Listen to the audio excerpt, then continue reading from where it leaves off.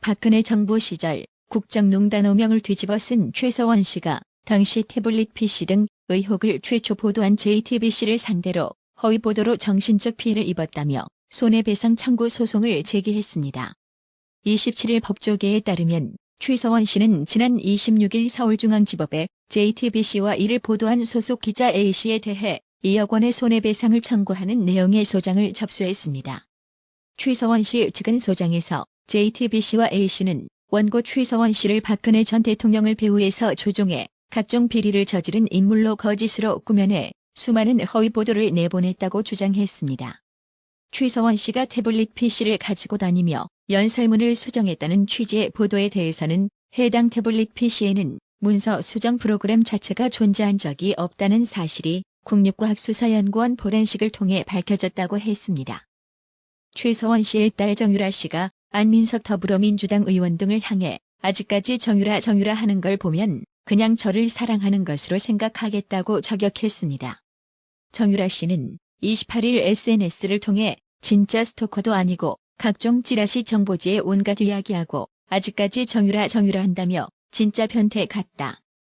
이쯤 되면 그냥 저를 사랑하는 것으로 생각하겠다고 비판했습니다. 지금 보시는 사진은 이번 6일 지방선거에서 아예 존재감 자체가 사라져버린 정의당이 5.18 민주광장에서 부족했습니다. 정의당에게 다시 기회를 주십시오라는 문구가 적힌 현수막을 들고 광주 유권자들에게 반성한다고 사과하는 장면인데요.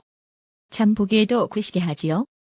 공수처에 이어 이번 검수완박에도 민주당 이중대 노릇을 한 정의당, 더 이상 유권자들 기만하지 말고 민주당이랑 합당하세요. 민주 없는 민주당이나 정의라고는 눈꼽만치도 없는 정의당 합치면 그야말로 환상적인 시너지 효과가 나올 거라 장담해봅니다. 김건희 여사의 팬클럽 건희 사랑을 운영 중인 강신업 변호사가 자신과 김건희 여사에 대한 명예훼손적 댓글에 대해 법적 조치를 예고했습니다. 강신업 변호사는 27일 자신의 페이스북에 제 인터뷰 관련 김건희 여사와 강신업 변호사의 명예를 훼손한 2022년 5월 25일, 26일, 27일 및 그 이후 댓글에 대하여 27일 24시까지 댓글을 삭제하지 않을 경우 정보통신망법상의 명예훼손 형사고소와 손해배상 민사소송을 제기할 것이라는 경고문을 올렸습니다. 강신업 변호사는 끝까지 마지막 한 놈까지 용서치 않을 것이라며 모두 전과자로 만들 것이라고 허위 비방 댓글을 용인치 않을 거라고 벼렸습니다.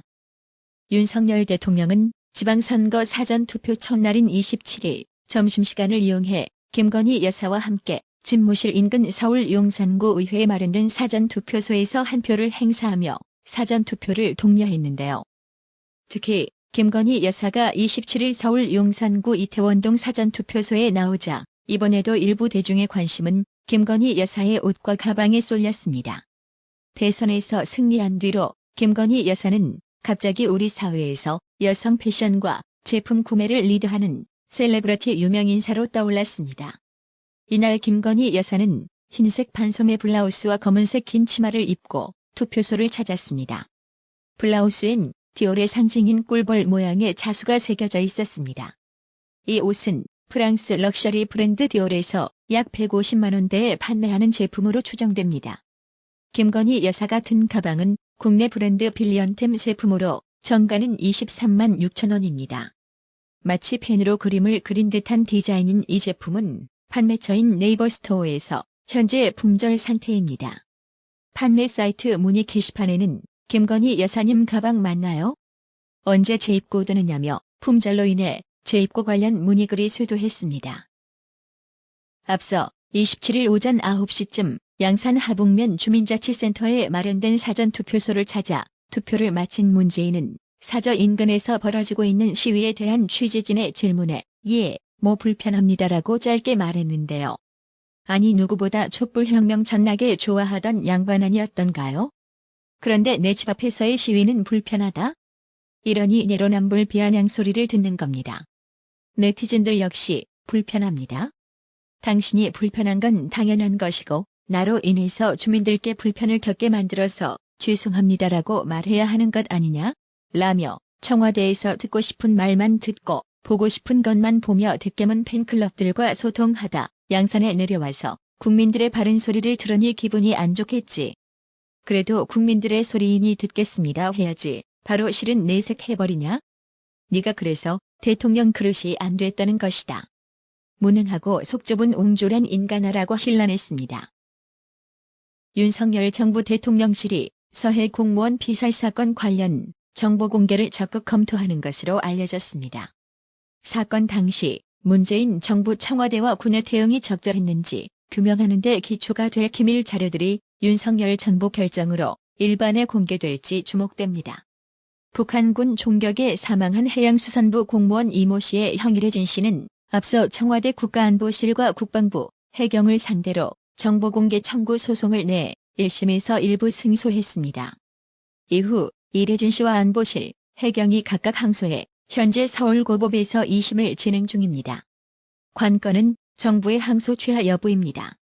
안보실은 국가의 중대한 이익을 현저히 해칠 우려가 없는 한도 내에서 최대한 정보를 공개하는 쪽으로 가닥을 잡고 관련 법률 검토에 착수한 것으로 전해졌습니다.